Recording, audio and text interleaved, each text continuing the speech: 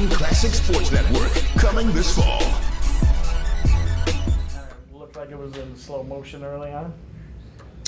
Yeah, definitely. It was definitely slow motion. I think that everyone was just trying to get those first game jitters out of the way. I mean, they haven't played in a long time, and a couple of them have never played. So, I mean, it was a combination of just relax, breathe. Obviously we're trying to concentrate on the defensive end and the rebounding just simply based on our size. So that was mostly our emphasis. And we always say, like the offense will take care of itself. But, God, we just couldn't get anything to fall. I felt like we had really good looks at the basket, and it just, thankfully, Lish got us going offensively, and then Rosie picked up the slack second half, and we were able to get some things in transition and got ourselves to the free throw line as well. So, I think once, and they did a really nice job of hitting shots, and, certainly we needed more intensity on the defensive end, and we were disappointed and a little frustrated as far as that goes. So we'll just watch the tape and figure out, where we need to get better and certainly address those issues. Coach, you must have felt like, with Alicia and Rosanna out there, I mean, you actually had like a full complement of players. That must have been good to just go around and actually have your pick of the, of subs to come in and out and base your subs on just, what you want to do as opposed to who's hurt and who's not hurt. Exactly. I mean, it took them a couple minutes. I could see Rosie smiling out there because she's just like, well, what is it going to take for me to buy a basket in the first half? So, once she got it going, it was really great for our team. And I was looking at the bench, and, Nicole Urbanik, she's been outstanding for us in practice. So it was just it was very surprising that she couldn't get one to fall, because that's exactly what she does is shoot the ball extremely well. Minnie was out with an injury for at least, 3 weeks, and she just came back this week, and that's why we started her in the second half, because she gave us life on the defensive end and gave us energy. So I think it was just a culmination of a lot of things, and it's nice to look down that row and have those kind of kids and the numbers that we have to be able to sub in and out. And I'll talk about Rosie, too, scoring 32 points in her first game action since last year at Western Michigan. What does that mean to you, and you think as well for Rosie herself doing that today?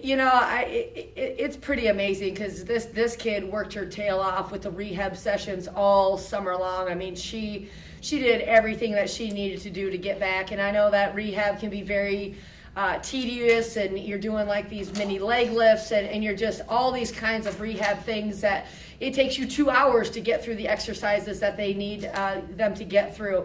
But she was in here squatting with bands, with Lainey. I'd see her all the time, all summer long, because I know that she wanted more than anything to be, strong coming back for the season. So, she's been playing full since August, and she just looks really comfortable out there. And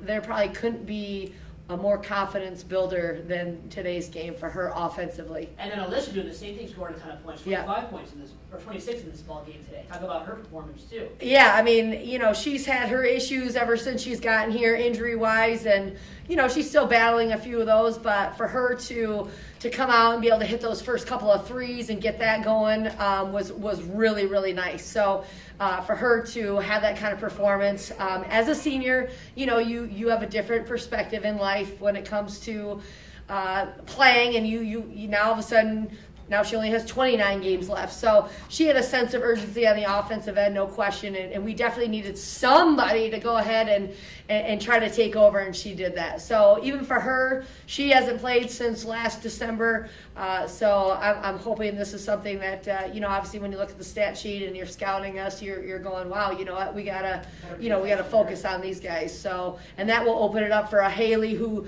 didn't shoot the ball extremely well, or Nicole, and little D, we call her. She's somebody that can definitely score as well. So just happy that we won.